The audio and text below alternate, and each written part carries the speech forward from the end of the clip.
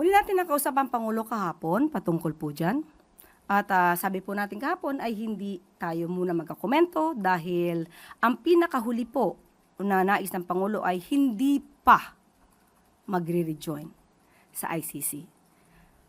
Iginagalang natin or nadidinig natin ang sinasabi ng kagalang-galang na Congresswoman Leila de Lima.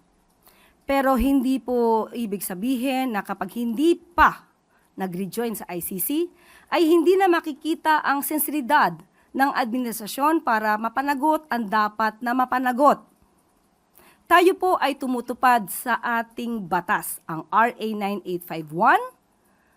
Ito po ay isang tool na magagamit para mapanagot ang dapat na mapanagot ang mga taong may kaso sa ICC. Nakita na po nila, na-surrender na po natin mismo ang dating Pangulong Duterte sa ICC gamit ang RA 9851 at ang pag-obserba natin sa residual obligations, pati po ang ating kooperasyon sa Interpol.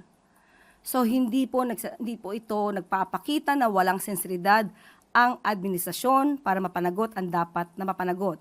Hindi po dyan nagtatapos. Hinahanap po natin at tinutugis pa si Senator Bato na pinangalanang co-perpetrator ng ICC para sa crimes against humanity. Thank you, Yusek.